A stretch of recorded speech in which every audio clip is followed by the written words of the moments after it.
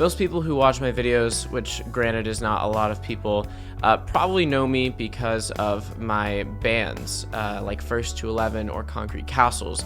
And if you're new here, then, well, I'm a musician and it's my full-time job since I was 16 years old and I'm now 24. And when I started music all those years ago, my dream then is the same as my dream now and throughout this whole journey, to be able to sustain myself comfortably off of original music as an artist. Although my career has pretty much just been limited to covers as far as what makes money and pays bills, it's a pretty good gig, no pun intended, because it's allowed me this privilege to create original music when I want to that's pretty much cost-free. And contextually, if you're not in the music industry, I guess you just can take my word for it that that's a pretty rare thing, all things considered. Speaking a little bit more broadly than just my life in music, my life has taken me a lot of different directions, and like 90% of those directions have been unquestionably favorable and amazing opportunities, and I would not trade my life for just about anything. Between having a very stable career in the music industry and also having an extremely reliable and, well, affluent background, meaning my family as a safety net, I've been thinking a lot about how in my life, kind of the greatest flex that I have is that my life is actually pretty boring. I guess to be a little bit more clear, I think that having things like a salary or a house or a long-term relationship, they're not things that I personally always associate with the entertainment industry, especially at a young age. So I recently got back from a business trip in Florida with my band, and we were meeting with some advertising specialists who are going to help us brainstorm some ideas to get the most reach with some of our new projects like fan retreats, tours, and other little ideas that we have. And it kind of made me think about how that, to me, is making it in a way, even though it might not look like that to other people. I recently made a video also about how I struggle to relate to the tortured artist narrative, because even though I'm actually very grateful that there are creative outlets to be used as some sort of tool for emotional regulation, I personally would prefer not to be tortured. But I do occasionally get lumped into the tortured artist narrative rather than the guy who went on a business trip to Florida kind of narrative when I meet people for the first time and I explain what I do. And that makes sense. I mean, we have a preconceived idea of what it's like to be in the entertainment industry. And that's kind of the more romantic way to think about those things. So I get it. I mean, I'm guilty of it too. My dad is a neurosurgeon, and I all the time tell people about how he does brain surgery and how cool it is, but he always likes to assure people that really 90% of his job is just these like boring spine and neck cases. Neurosurgeons probably are not usually on Instagram though, you know, talking about how they just got this really big opportunity to back a big artist as like an agent or a touring musician or a manager. And I think a lot of times those kinds of posts get this like seal of prestige, if you will, that's not commonly associated with a quiet life in a small town like my own. Ironically, I was kind of a part of that side of the music industry for the better part of like the last 5 years, and I think for the most part I do understand how it works, which just makes it weird that I am still guilty of that faulty thought process, even though I know factually I would rather have a more stable life, kind of laying the foundation for the future, rather than just a more turbulent lifestyle. There are parts of that life in the music industry that I definitely miss occasionally, like the touring as an original artist and, you know, working with really cool writers in LA and meeting famous musicians. But, you know, it almost reminds you of like ordering a piece of cheesecake after you've just had a really big dinner and you remember at the last time you ate that piece of cheesecake, it tasted good in the moment, but it kind of made your stomach hurt. And you told yourself, I'm not doing that next time. And then you still want to order the cheesecake when you're sitting down. But I'm not really mad at myself for thinking like that, because I think there are not a lot of 24-year-olds that are interested in a life where you're in bed by 9 p.m. and you're looking forward to your tax return or something. I think that I'm just a little confused, because I do know as an insider to a degree that, you know, that version of making it probably wouldn't really make me as happy, but I still look at it like this forbidden fruit. I think the thing that I'm interested in is that 1% of 1%, you know, of artists that really get to have their cake and eat it too. They get to do their original music and still have a really stable life, and they get to call their own shots on everything. You get the whole idea. I know that a life like that has some pretty stacked odds against me, and I also know that really the best things in my life have come from making very practical decisions, trying to future-proof my life as best as I possibly can can, but I think that I'm just getting a little bit disillusioned by the bright lights. It's said to not make your job your hobby, and I've been able for the most part to compartmentalize my life in music, since that is my job and that is what I like to do for fun on the weekends.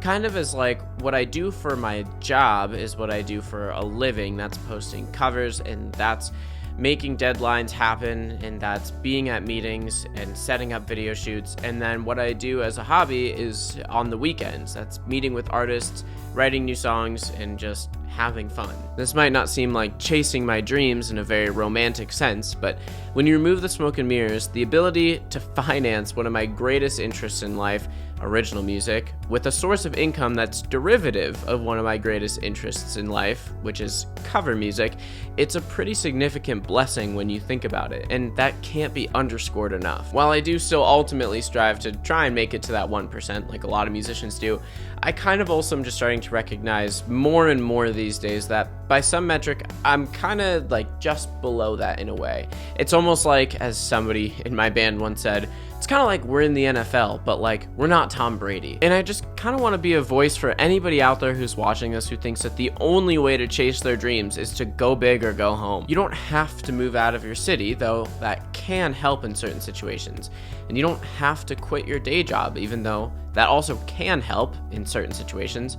You don't have to change who you are, and you don't have to change who you surround yourself with, even though maybe that can help in certain situations. You can also play the long game, which it's not very dreamy or romantic. In fact, it can definitely make some days feel very mundane and boring, but I don't want anybody to feel criticized for not taking giant risks in life if that's just not who they are. Also, please remember that I was in a very privileged and fortunate position when I was 18 and signed the record deal and went on tour and decided to not go to college. I mean, I think it's important to keep in perspective that sometimes chasing your dreams is kind of reserved for people who are in really good positions. Also, I don't want it to seem like I just like have all my figured out, because I really don't. Because why am I, or presumably some of you who are watching, still guilty of eyeballing up those realities that we know are not really what they seem to be? It'd be similar to asking somebody, why do you continue to play the lottery? I think a lot of us believe that there's like a destination to be reached that can just achieve this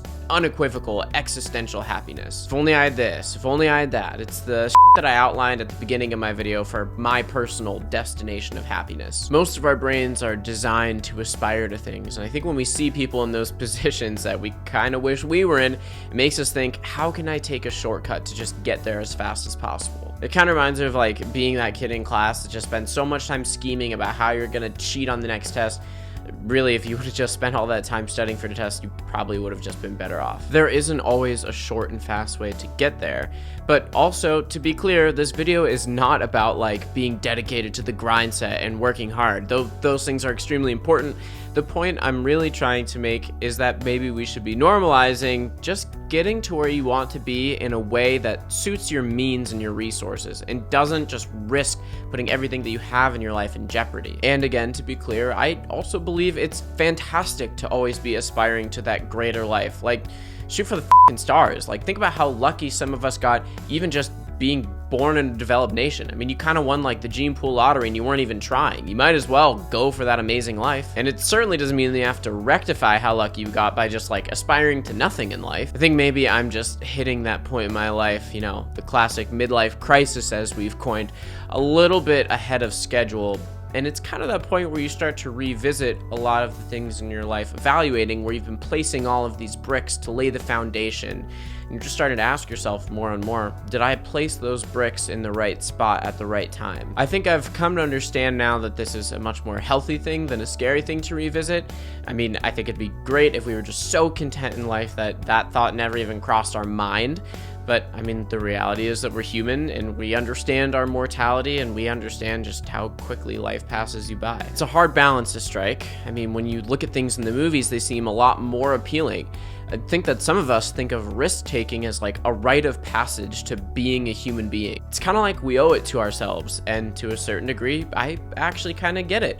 I mean, I think that a lot of character development is expedited through risk-taking. On the other hand, with how increasingly expensive and tumultuous it seems to be just kind of existing here on Earth with ongoing wars and financial stressors and political unrest, it just kind of seems like sometimes it can feel a little safer to live a more restrained lifestyle.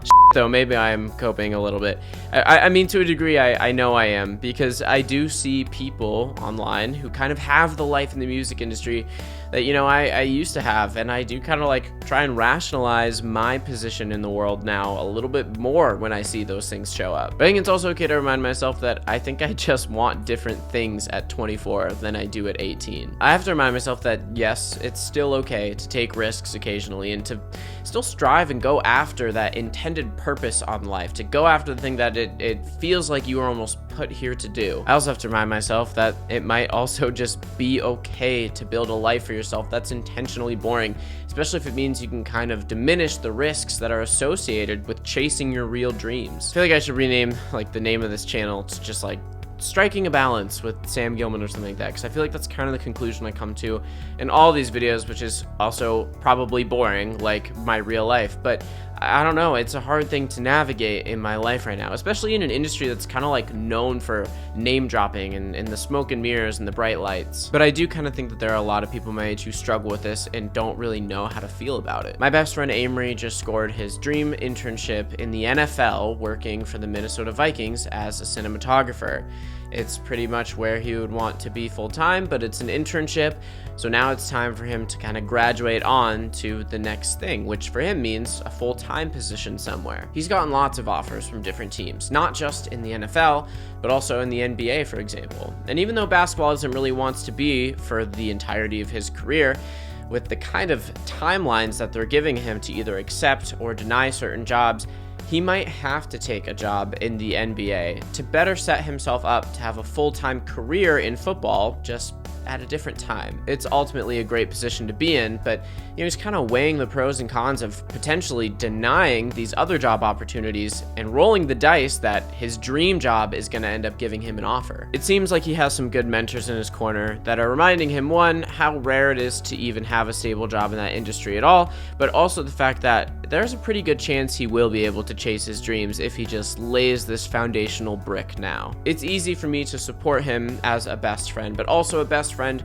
who's not really interested in his particular industry, you know, but he's also told me like it's a little hard to see some of my friends go out and get like the dream job that I was really hoping I was going to get offered, and now I kind of have to take a detour to hopefully meet back up with them. And I get that. I mean, I still occasionally see some of my friends on social media who seem like they're living my dreams. So maybe this video is kind of like an ode to myself that, you know, it's okay if maybe you're just one of those people where the long game is your game. And it probably sounds incredibly boring as a 24-year-old in the music industry, but maybe that's just my game. And I also do feel confident that, you know, I don't think that my full potential has been realized yet, but I think that I've realized a lot of it. I think I've still been able to do a lot of really incredible things that I wouldn't have thought I would have been able to do if you told me when I was 16, if you just start chipping away at this job now, it'll open up so many doors for you. So if you're in this position that I've actually made a video on before called Region Beta, meaning that life isn't so obviously terrible, but life isn't also so obviously amazing, maybe it's time to reevaluate. Maybe your life doesn't check every single box that you're hoping it would by now, but maybe there's also a lot more things to be grateful for that you've been able to achieve. So go for your dreams, but don't be hard on yourself if your version of chasing your dreams doesn't look like some sort of uncalculated, ambitious act of impulsion, but rather a very calculated, multi-step process to get to where you want to be. Thank you all so much for watching. By the way, the song that you've been hearing in the background of this video is not my normal, boring elevator music. It's actually part of a song that I wrote. You can only listen to it right now on my Patreon. It's only $1 a month, and you also get to watch all my videos early. So go check it out if you want. I want you to myself, even when you're miles away, 'cause you're the parts of me that I adore, but they all seem to hate it. It feels like your antidote is taking to my veins, but too much makes it poison if we both refuse to change.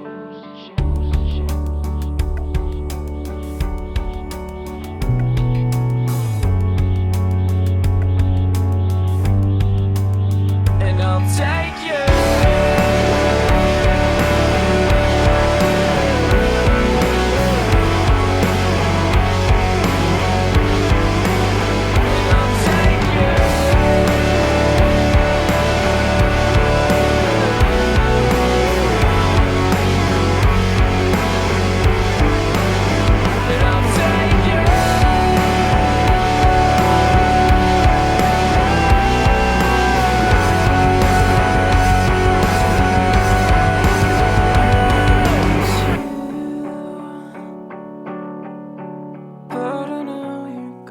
die.